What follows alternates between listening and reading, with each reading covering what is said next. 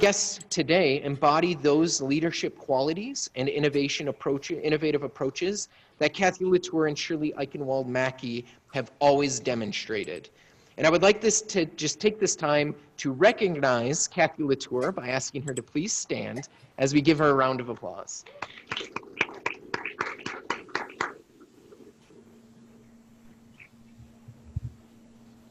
Today is bittersweet because as we celebrate Kathy and Shirley's achievements, we are also saddened by the fact that Shirley cannot be here with us today.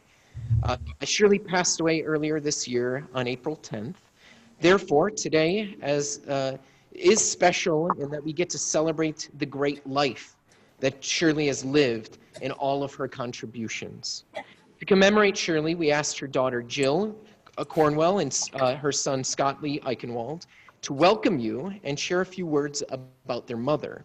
Let's welcome them to the podium.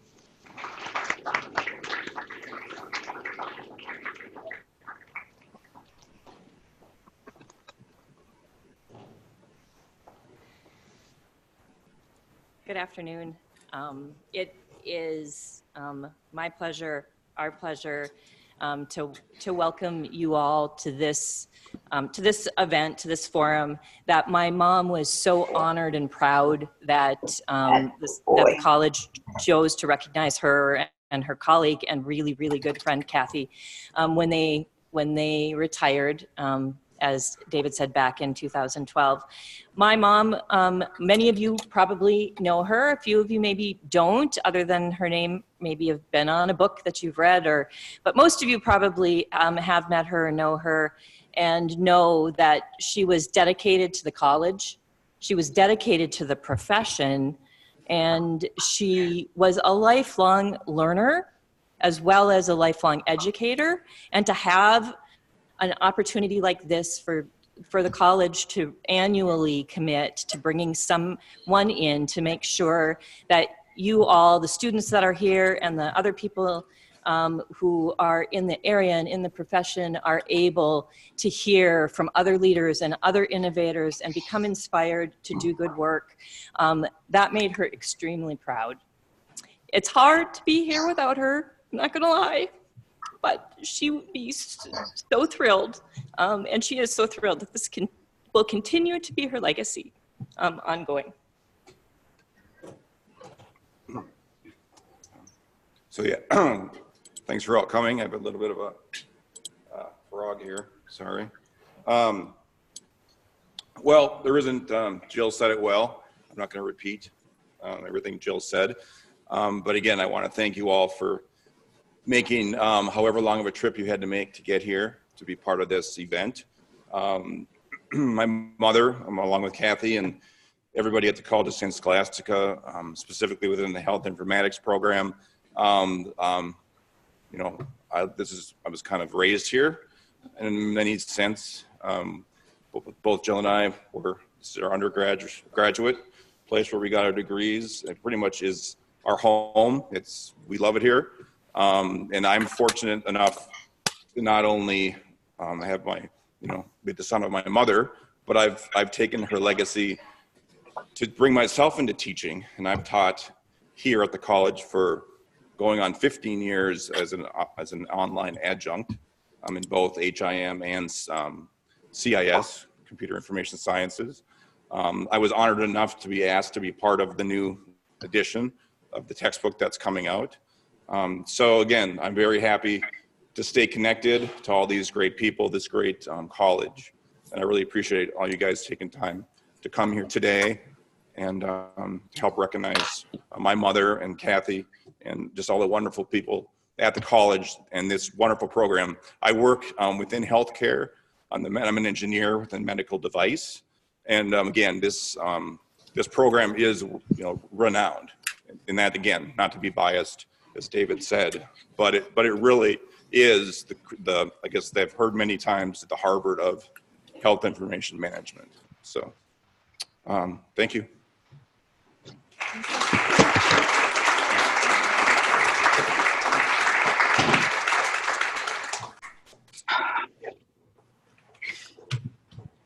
We would like to share with you all a special memorial we had made in remembrance of Shirley. Gonna unveil it here. So if you can see this up here, it is a plaque that we made that proudly we will place on display just outside our department's office, which is on the first floor of the science building. And the plaque reads, "The Department of Health Informatics and Information Management, Shirley Eichenwald Mackey, in loving memory of our leader, teacher, mentor, and friend, 1945 to 2019. Let's give Shirley and the Eichenwald family a round of applause.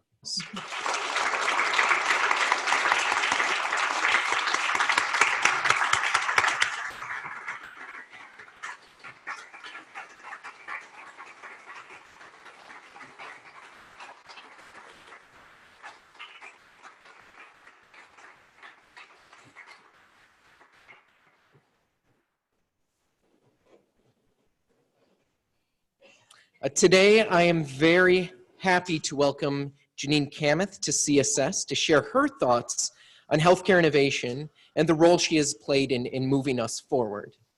Today, we are going to format the forum where we will hear remarks from Janine with time for questions at the end to engage guests in meaningful discussion on the topic. And those of you that are joining us online are welcome to ask questions by typing them into the chat window. Those that are located on campus, we will have a microphone that will be passed around for questions. Also, feel free to stick around after the program for reception where we'll have food and drink. There's also a basket over there where you can put your name in, and we have some giveaways that we're gonna raffle off at the end. We have a nice beanie, looks like a t-shirt, and a sweatshirt. So make sure to get your name in the hat for that. I'm very happy to introduce our speaker, Janine Kamath, who is the chair of the Management Engineering and Consulting at Mayo Clinic.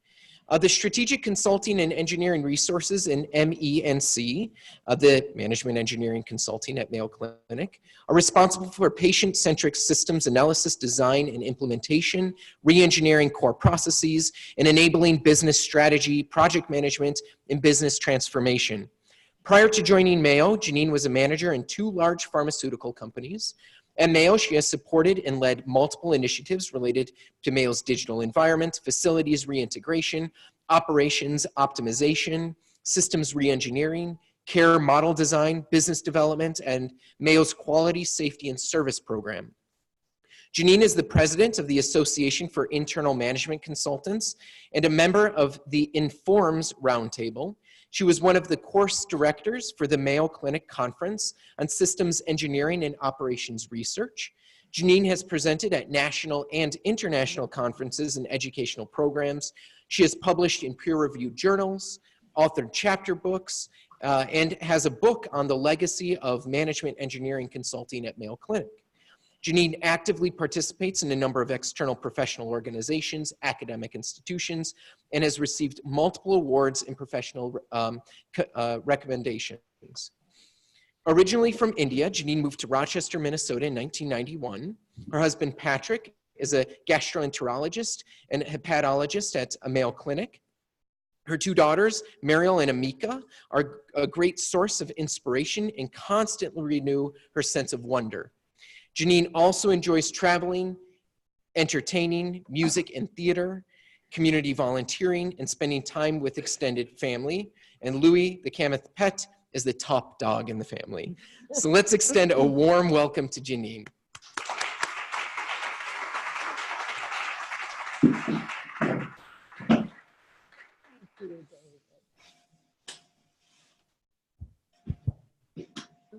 Can you hear me? Yeah, okay. So thank you. Thank you for having me. What a privilege to be here with all of you to celebrate the amazing accomplishments, Kathy, of you, and of course, Shirley. That is just wonderful. It is my first time here, and I just feel so honored to be here, to be able to celebrate whether it's leadership, innovation, and so many more contributions that you have made that all of us will learn from as we move forward. So thank you. Thank you for inviting me. I want to also take this opportunity to just let all of you know that my colleague, Barb Spurrier, who was supposed to be here to talk with you, is in surgery today. And I would just request all of you to keep her in your prayers because we hope everything will go well for Barb.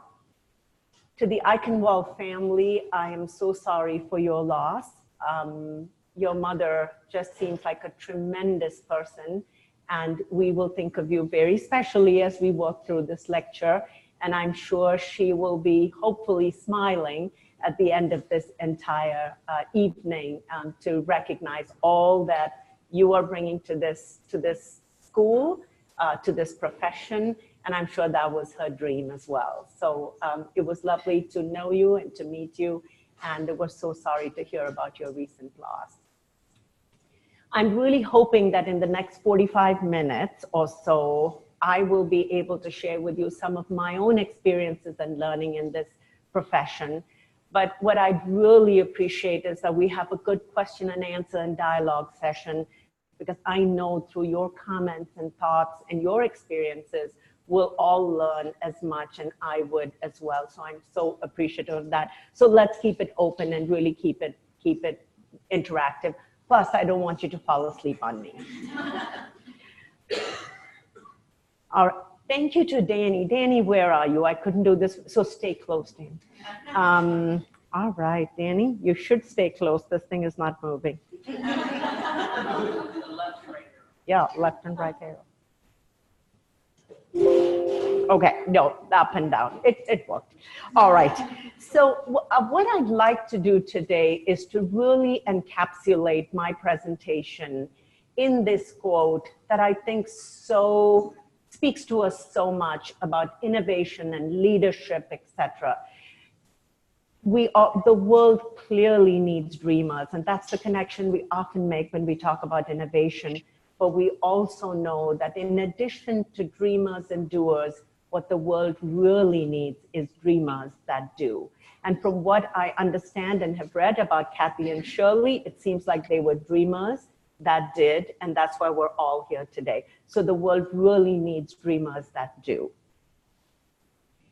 However, we all know that as we dream and do, years ago, Albert Einstein recognized that the problems that we have in the world today are not going to be sorted out or dealt with by the same level of thinking that created them.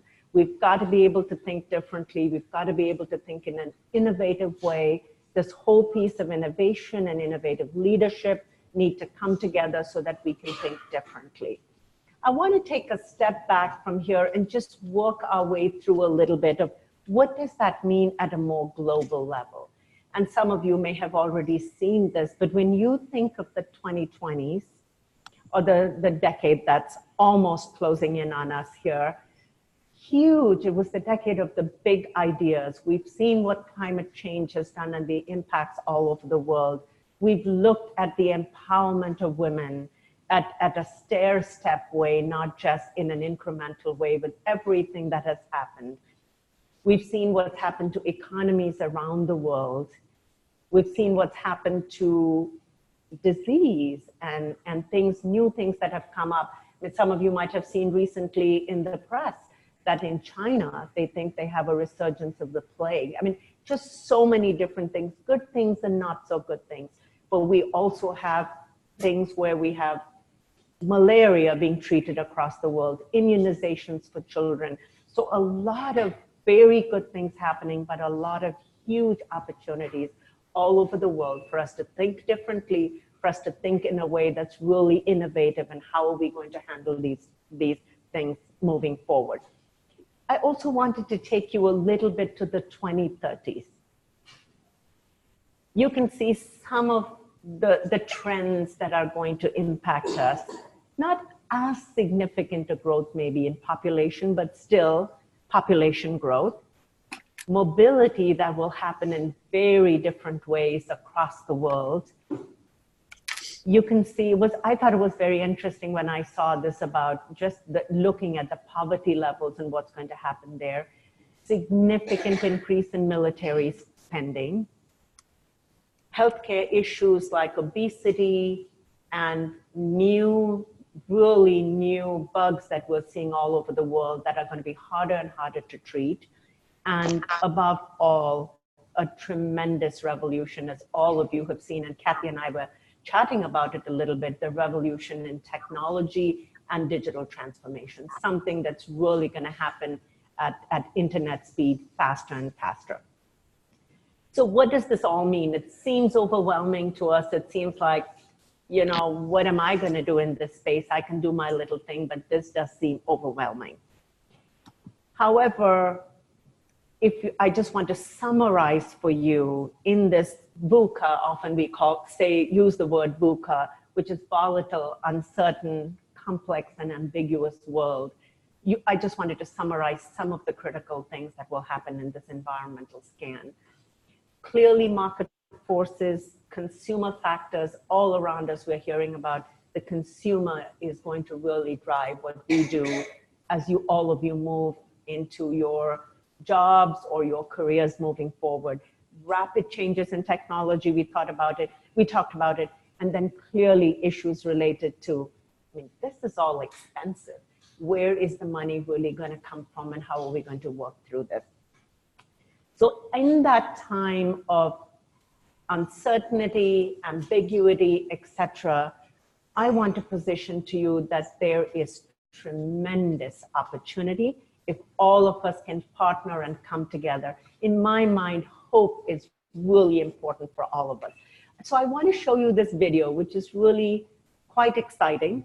It's being piloted, it's happening. It's something that maybe we may not have thought about in the sense that you'll see.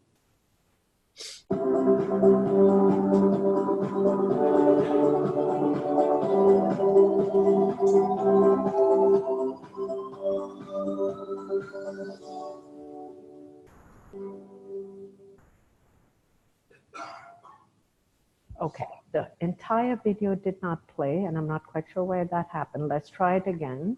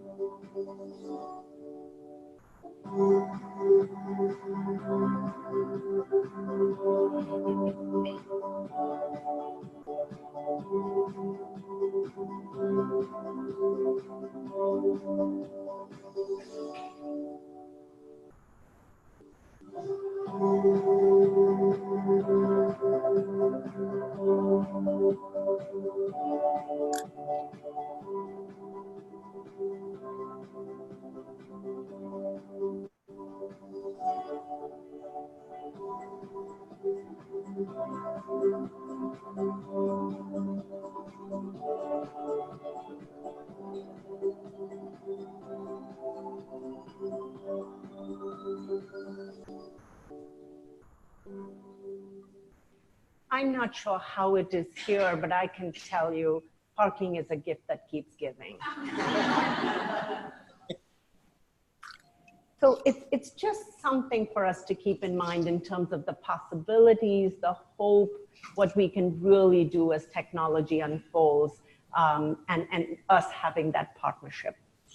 I have to talk a little bit about healthcare. I'm not going to go into the detail of the slide. The sheer graph will tell you the situation that we're in healthcare. Absolutely critical industry, something that we all need at one time or the other, but it just is a tough situation. And it's not just in the United States, it's all over the world. So innovation, leadership, thinking differently are just going to be very, very crucial for all of us as we move forward. I want to take a moment to just also, in addition to talking so much about the broad global situation, what are the opportunities, what we can do, healthcare, I want to start bringing it down a little bit to say, okay, what do organizations, schools, other large institutions, have to do as we move forward and build to really be able to support innovation moving forward. So I'm going to give you one or two of these, and to make sure that you're awake, you're going to tell me the other. So human capital, right? HC, we've always talked about human capital, how important that is, no question. FC, financial capital. Can't do much with it. Without it, you just saw that. We need financial capital. Can somebody tell me what SC is? Yes, good for you. Social capital. We'll just take a couple here. NC.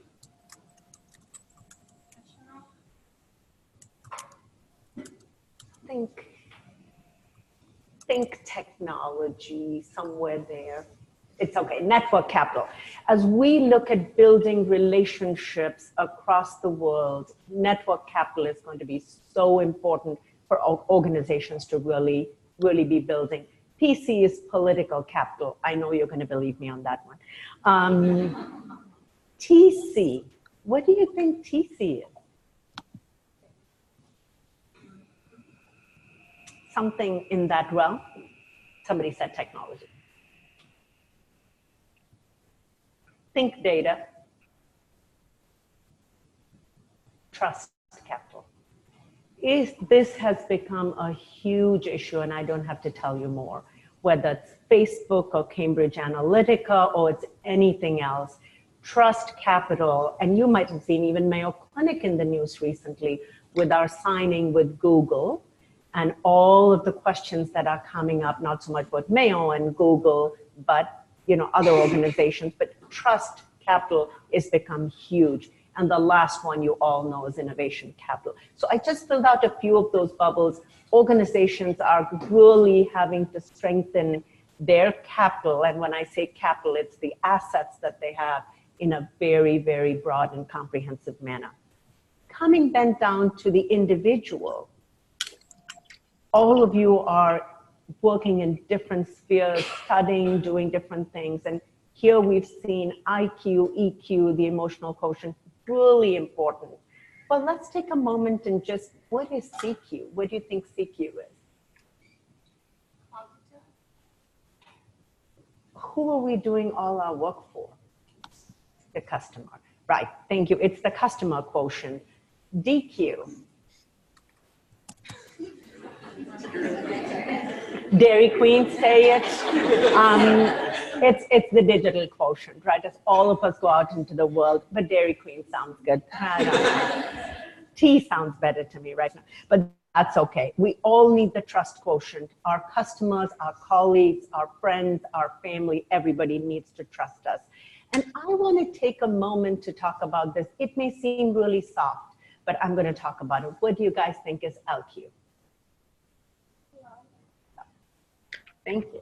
It's the love quotient, and you'll see me unfold that as I move forward. Some of you may have heard, you've definitely heard of Alibaba.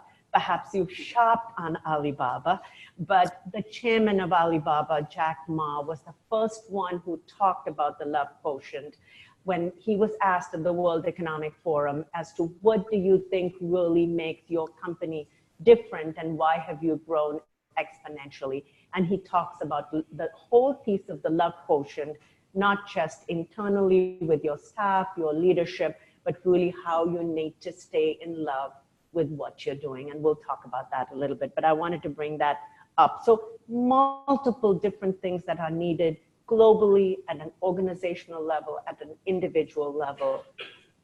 And as I said before, it may be so overwhelming and might just seem like, how are we going to navigate this world? But I want to position to you today in honor of Kathy and Shirley, who have given us so much in terms of their books and their knowledge and their understanding and hard work, that really ambiguity and uncertainty are a tremendous, tremendous time for us, because they are the flip side of opportunity. And they're calling us to really work and live and learn at a very different level. I couldn't but, excuse me, I couldn't help bring this up because as much as we know about ambiguity and being the flip side of opportunity, we have to be active. We need to move. We can dream, but we have to do. And Jack Welch says this so well, that if the rate of change outside exceeds the rate of change inside, it's hard for us to continue to survive.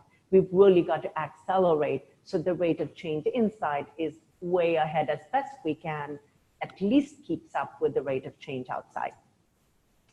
So let's get really to innovation. I wanted to set the stage for you because it is a burning platform. There is no question. Leadership, innovation, risk-taking, driving and doing, it is a burning platform. We've really all got to come together to move. And very simply describing innovation, it's discovering and implementing so that you are really delivering the best for your customer. So what's the philosophy that we often use? And Barb will talk with, if she was here, she would have talked with you about this as well. We partner on a lot of this work. And really from a philosophical standpoint, we've been looking at innovation as thinking big, dreaming, coming up with those great ideas, but starting small and moving fast. Because otherwise you can just get very caught in your dreaming and really not moving down the doing path. So think big, start small, learn iteratively, and move fast. I'm not going to work through the details of the slide, but I just wanted to leave you with a concept that innovation, as you well know, has many different aspects to it. You could have a business model innovation. You could have networking innovation like Sarah Lee has done. We all know process innovation is huge. Healthcare is a very, very sort of opportunistic area for core process optimization and change. Product innovation, service innovation. We know airlines, Singapore Airlines is classic for that. Channel innovation, how you market, how you do your work, and of course, brand and customer experience innovation. So there are many different types of innovation, and often you're using a combination of them depending on what your strategic goal is or your strategic direction is in order to really be able to move forward that innovation. A concept that Barb and I often talk about when you talk about innovation and leadership is design thinking. And you may have already talked a lot about this, I don't know, in your classes or in your areas that you're working in. But the most important part of innovation is design thinking, taking in those observations and insights, etc., but really translating it in a way that you're improving someone's life. You're adding value, it's human-centered innovation. And Tim Brown, who's an expert in design thinking, talks about this a lot, creative design thinking and how it needs to be human-centered. For those of you who might just want to know, the framework that we use is really simple. It's not rocket science, but it really focuses on scanning and framing, really looking at those ideas, what's out there, talking, partnering. Experimenting is huge.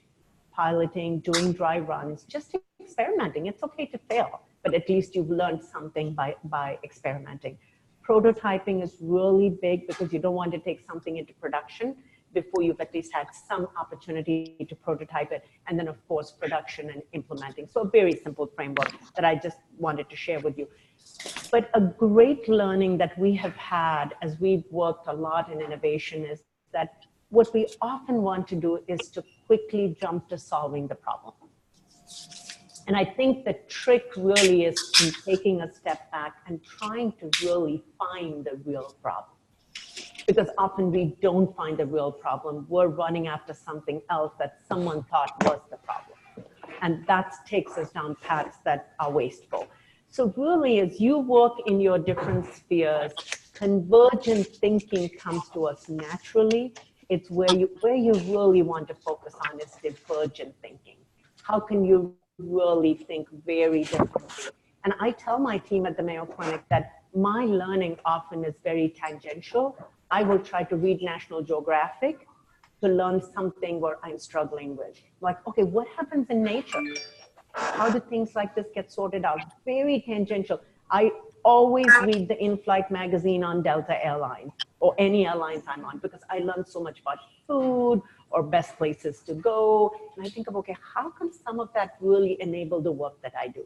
So tangential learning and thinking, and I would really, if there's one of the few messages I leave with you, divergent thinking and is so important to really be able to connect the dots in a way that's very different.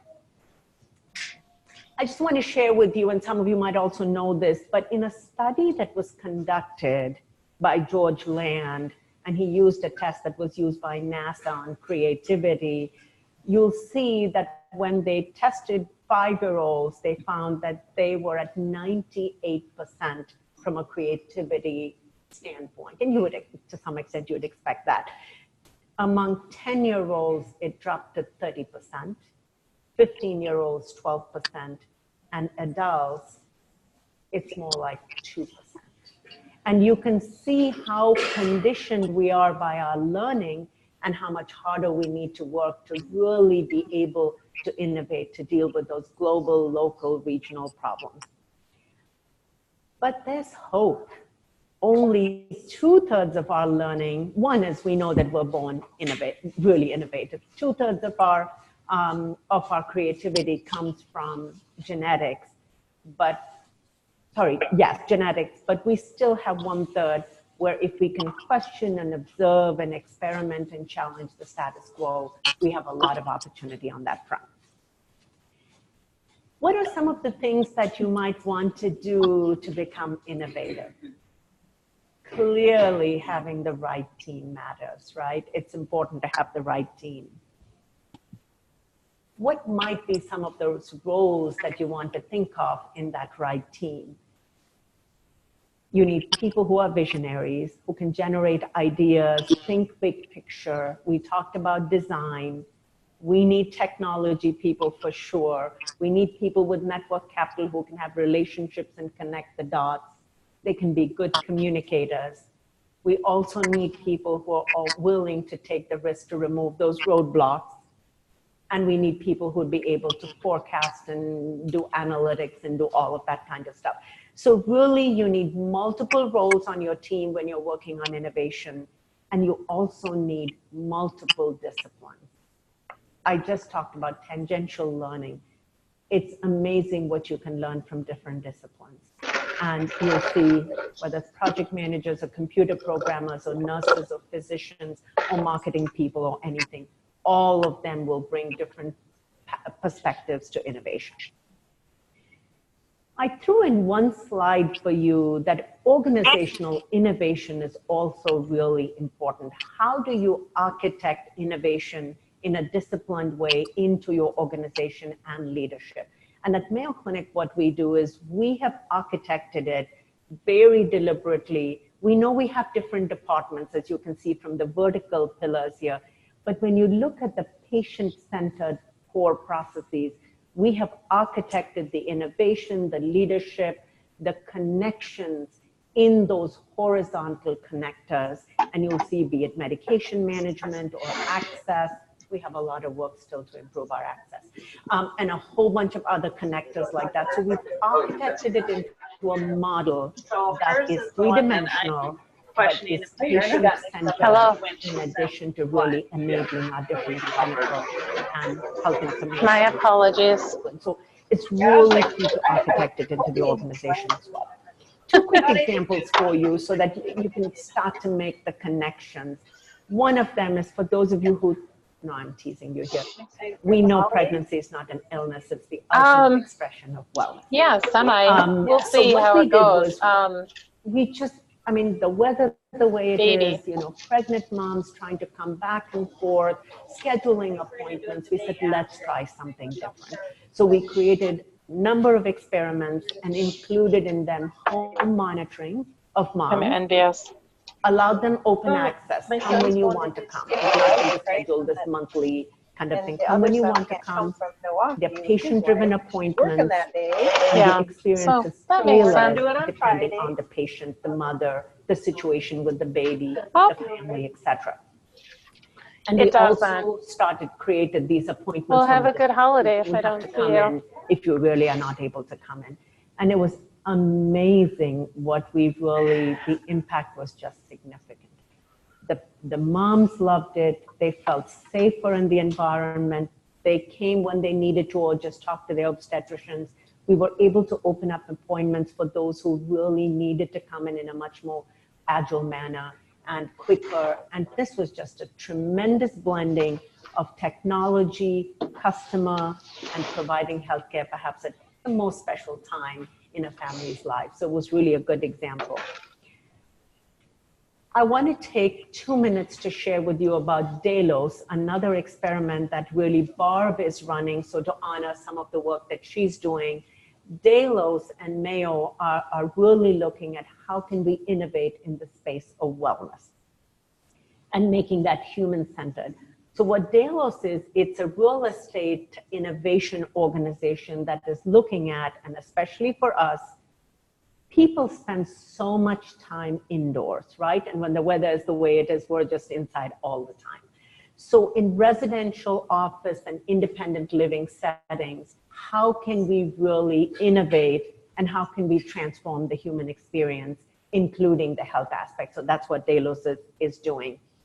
They are working together with Mayo Clinic and trying to experiment in these different spaces and really understand what is the impact on human beings, what is the impact on patients, what is the impact on the environment, and it's all monitored to understand what do we need to change and how do we make it much more human-centered and supportive. So it's really an amazing experiment. They now have requests from Europe, China, all over the world to come and conduct these experiments in we talked about indoor environments to really understand what is that impact and how can we delight people who spend most of their time indoors. Moving on a little bit and making sure that I'm tracking time as well here, I want to move to another construct. Often we talk about, and I've talked about, the importance of customer-centric innovation. No change in that. We have to work through really understanding what do our customers want and delivering at the highest level. But sometimes our customers, all of us, may not know or don't know what we want. We don't know what the opportunity is out there. And so I think what Marcel Proust says is that innovation is not just seeking new landscapes, but having new eyes or a new way in which you might think. And I thought this might explain it to you really well. Henry Ford said that if I listened to my customers, I would have built a faster horse. So it's just Steve Jobs, very different way of thinking. So don't close your mind to only thinking about what the customers might want. Use your own creativity and innovation to see what maybe nobody else can see.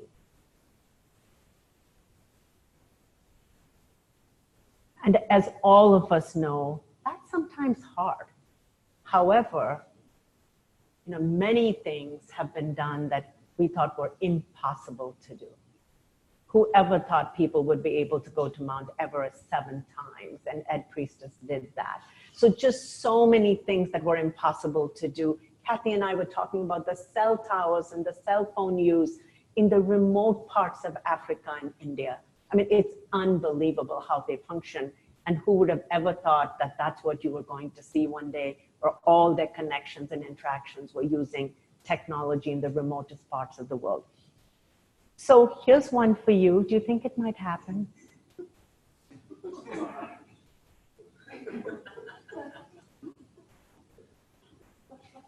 So what do innovative leaders do in summary? They demonstrate curiosity. They are strategic. There's so much to do. You have to make choices and pick what really is going to be significant impacts. Can't do it without partnerships. You need the team. You need to lead with courage. Risk is a huge part of leadership. Successful leaders managed risk. We talked about learning from failure. Just the importance of seizing opportunities, delivering value. And as boring as it may sound, all of us live in the real world, and so it is important for us to demonstrate value by monitoring and measuring. I have stay with me. I have two more concepts that I want to work with you, and then we'll open it up. David, am I doing okay on time? Thank you. You guys are awake? Yeah, thank you. All right. So then the next thing that I want to work with you on, and I think you will like this, I loved it, is it is overwhelming. I will often hear, and I say it myself, I often hear people say, and I say it myself, I'm not a very creative person, right? Have you guys said that? I'm not a very creative person. And I understand, as much as I'd love to be Steve Jobs or Henry Ford or whatever, I still have the opportunity and the capability to be innovative in large and small things.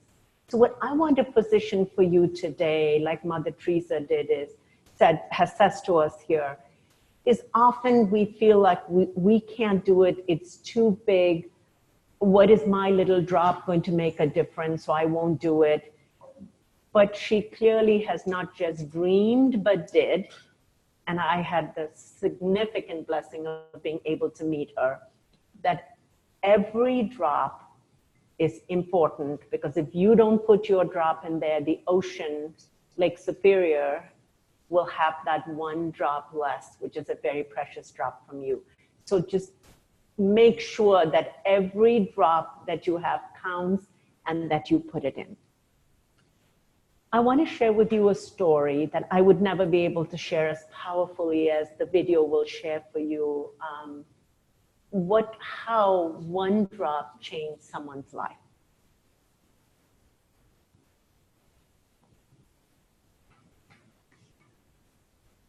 As Harvard graduates, you will be asked to go into the world. Too loud? No. All right. Let me just get the volume down a tinge, okay?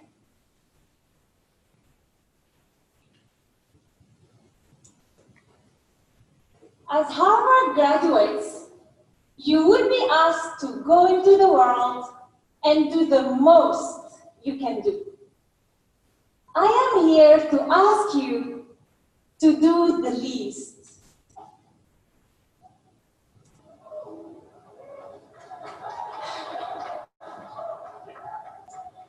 I grew up in a small village in Algeria. Every Friday, my sister and I had our weekly shower at a public bath. We didn't have running water at home. On winter nights, we cuddled against the cold because our heat was cut off. And on Sundays, we hid our hunger in order not to worry our parents. When I was 7 years old, my country plunged into a bloody civil war. Every night, I prayed to God that tomorrow there would not be an empty seat at our dinner table. On one hot summer day in 1994, my life was changed forever by a man whom I never met, do not know, and can never thank. My mother was at the local market when she noticed a chaotic gathering. Wading into the crowd, she learned that the French government was allowing some Algerians to find refuge from war. All you had to do was write your name on a list. My mother desperately wanted to sign that list. That list might promise her daughters a better future. But there was one problem. My mother was illiterate. She did not know how to write her name, Fadila Tagjarat. Dejected, she walked away. noticed her and ran after her. He got my mother's name and wrote it down on the list.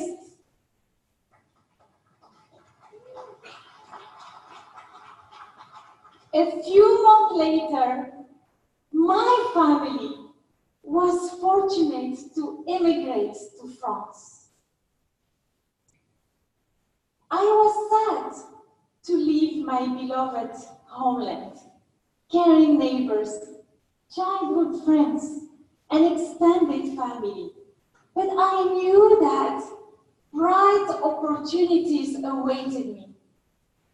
Had I stayed in my village, assuming I was spared from bullets or bombs, my life would have been very different.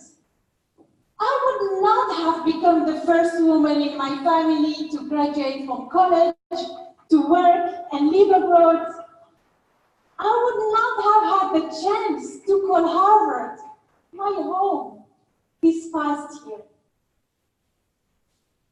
As we are graduating today, I still find myself asking, why did this wonderful man run after my mother?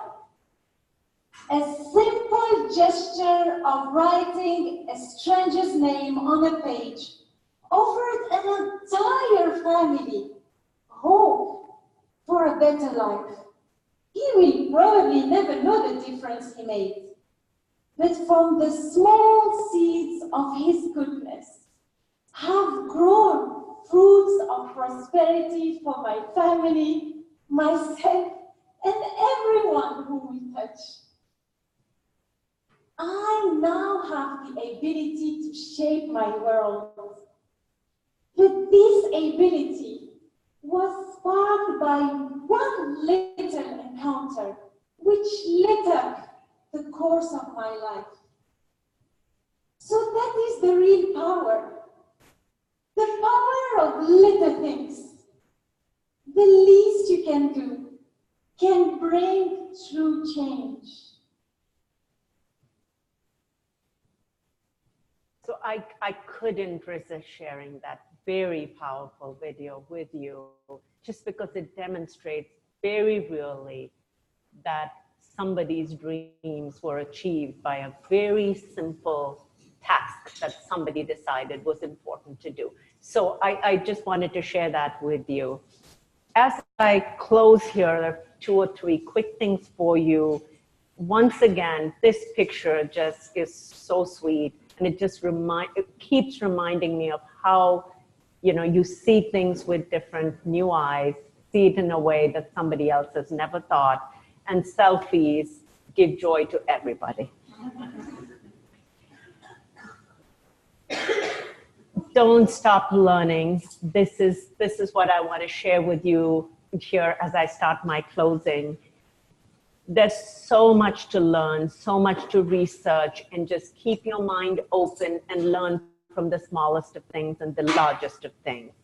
Mark Twain says it so beautifully. It's not what you don't know that gets you in trouble, but it's what you know that ain't so.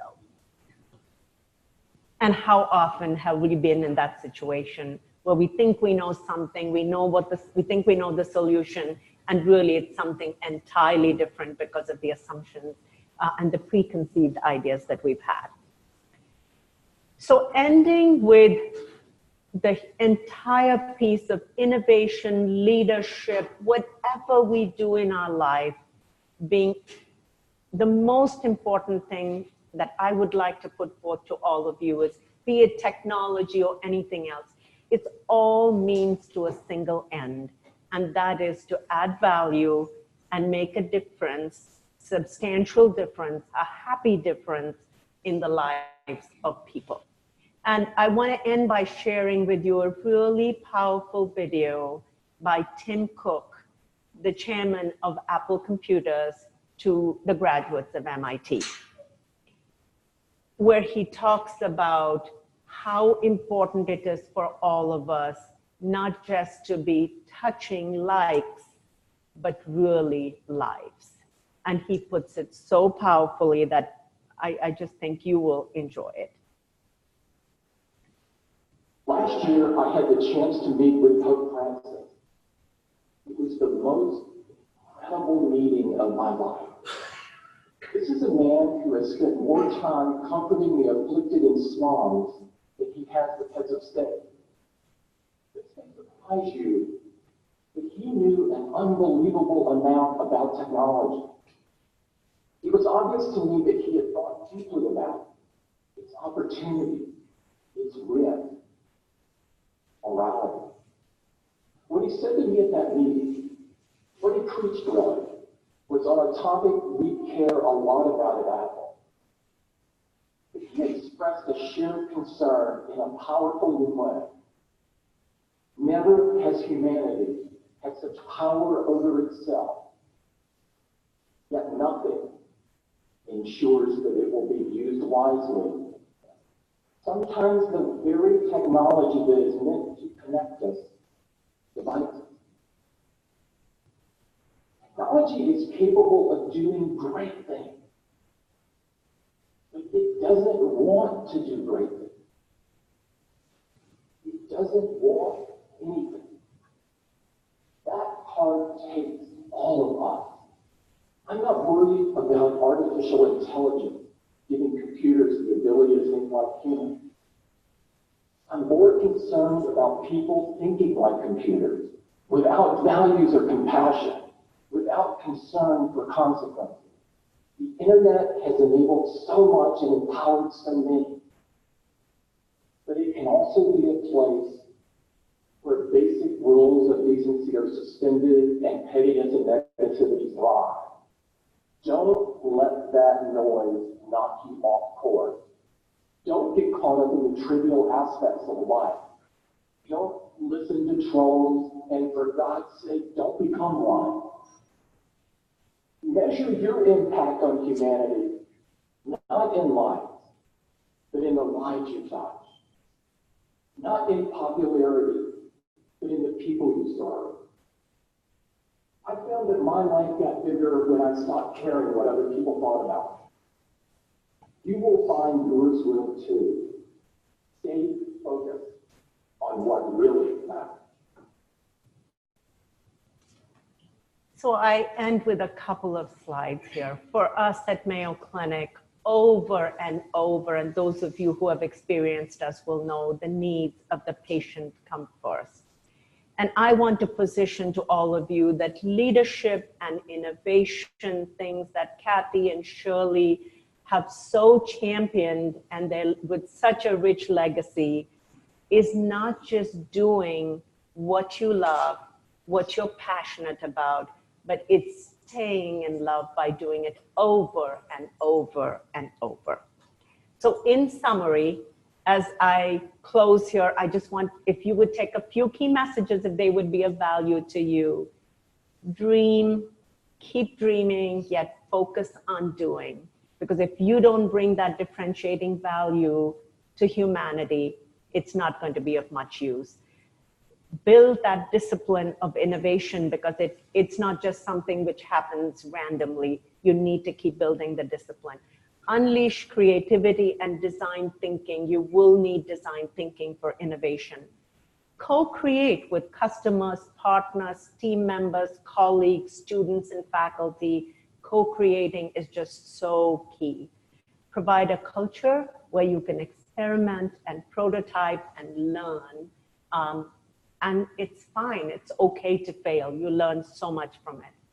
We've seen lovely stories that tell us powerful little actions really matter.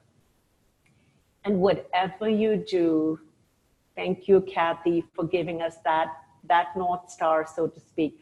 Whatever you do, stay in love with human-centered innovation.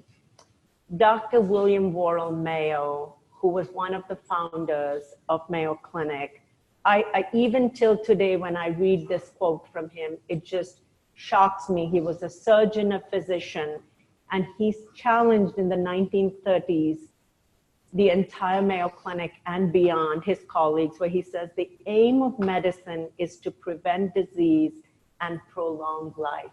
But the ideal of medicine is to eliminate the need for a physician. In the 1930s, my husband is a physician, makes me a little nervous. I mean, what a powerful statement to make, that you are going to do something that the customer, the patient, the family needs, but that might land up not having something for you as perhaps a profession or a career. Bold, courageous, innovative, risky. So thank you so much for having me. I've kept you longer than perhaps you thought you needed to be here. Hopefully you're still awake for some questions, but it's time to dialogue and share. Thank you.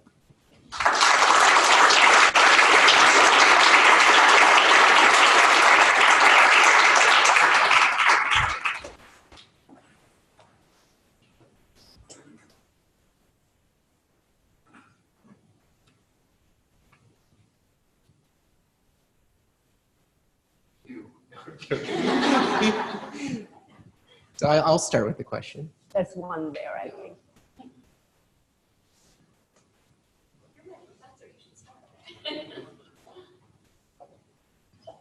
Hi, I'm a graduate student in HIM, and I am wondering what kind of innovations are the newest thing that we can expect for like children and parenting and behavioral health and improvements in that kind of services for consumers. Wow. Thank you so much for bringing that up. I did not have an opportunity to touch on that at all, but thank you for bringing it up. I don't know whether this is still for sure, but Minnesota is 49 out of 50 states, just so that all of you know, in mental health and having services for individuals who need that kind of support. So it's kind of interesting to me as you ask that question. But I think clearly what we have is not enough. That's what we're noticing, clearly not enough. Some of the critical things that this is one where please jump in, everybody. I don't feel like I have your answers, but I'll just give you some of my thoughts as far as this is concerned. I think we definitely need to start thinking about coaching and mentoring and working with parents right from the beginning about all of the major changes that they and their children are going to experience. I think we've got to catch it as early as possible.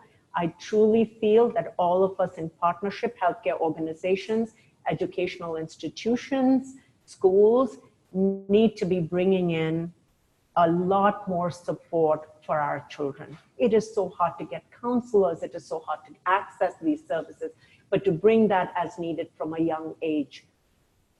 I also would like to position that we don't look at mental illness as a bad thing.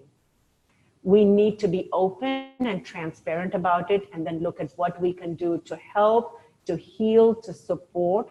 Clearly, we need a lot more investments in this space, but in the interest of time, I would just say it's an area that needs a lot more help. It's an area that needs innovation and leadership, undoubtedly, but it's also an area that requires a lot more resources. Somehow, we have tried to brush it under the carpet, and it's not going to work for us as we move forward. And unfortunately, as Tim Cook says, I think technology, other people might have thought, I feel like technology has added a whole new layer of complexity to dealing with this situation. So I don't know if I answered your question directly, but I can only share with you some of the components we're trying to work through. Yeah. I don't know if anybody else would like to add to that who might have experience in this space. All right, you're leaving me alone. All right.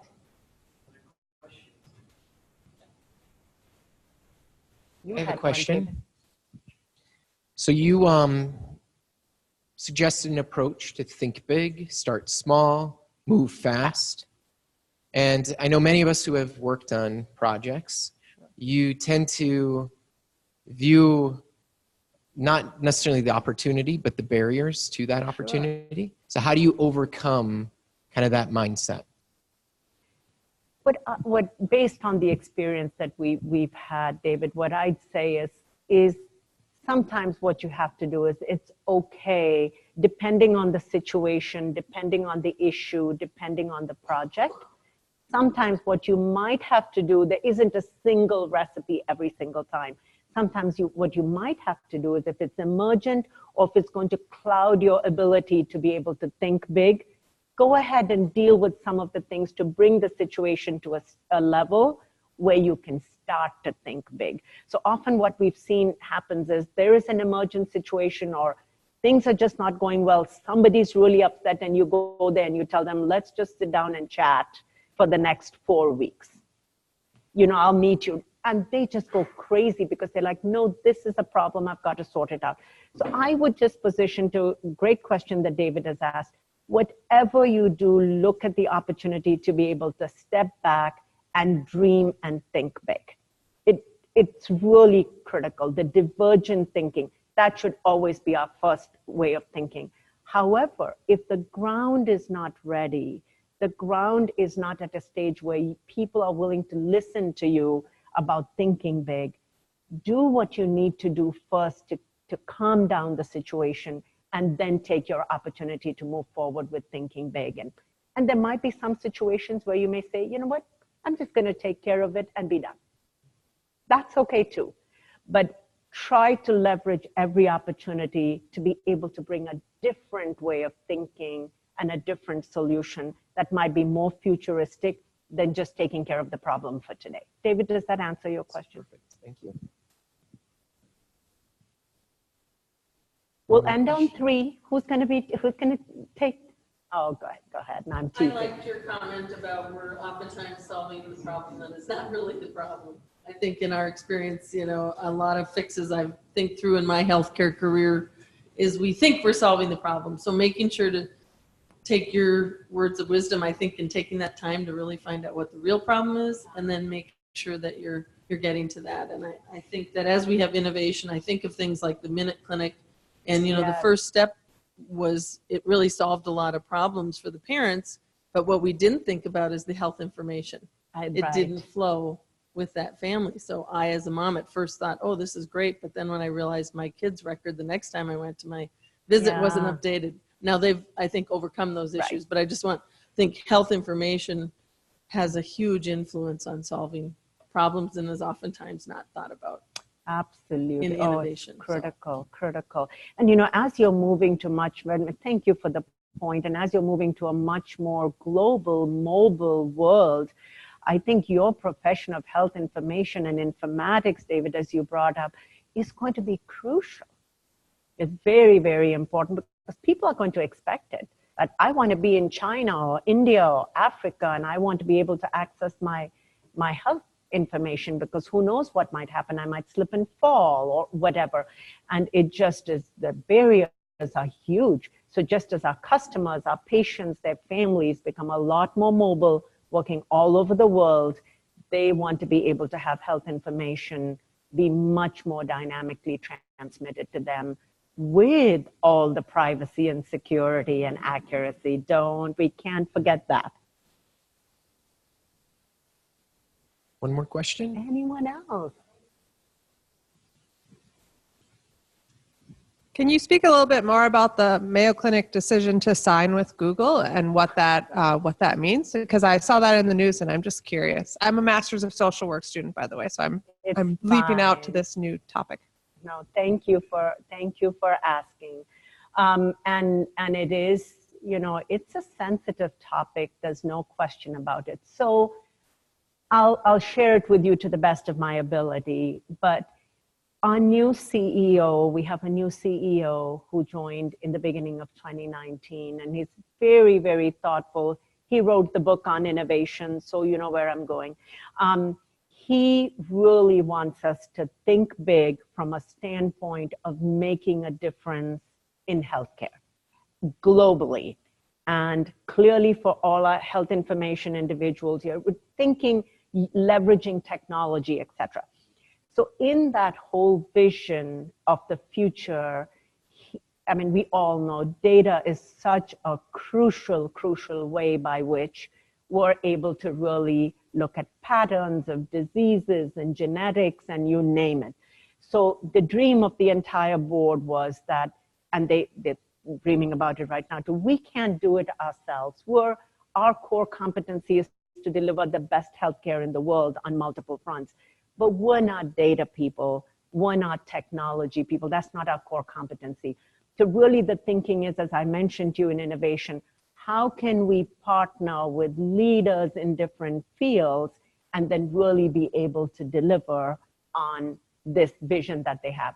So in summary, the partnership with Google was really because Google has such a tremendous skill set and competency and depth and expertise in being able to look at data and manage data. I mean, in healthcare, it's millions and trillions and zillions of, we just have so much data, but really to look at that and make meaningful patterns out of it to treat patients.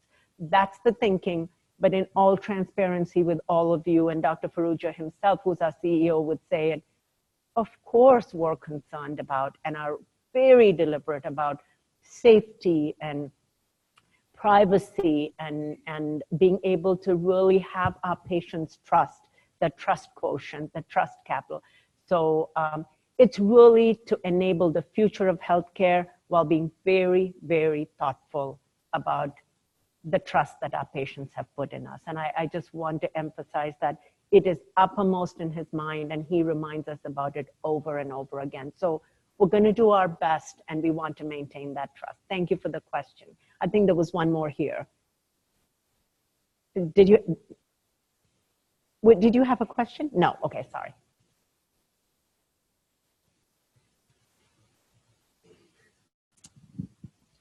Okay, thank you everyone. Why don't, just an announcement real quick. Don't forget to put your name in the basket over there for these drawings. We'll do the drawing in about 10 minutes or so. Please also join us for food and refreshments. And let's just give Janine another round of applause.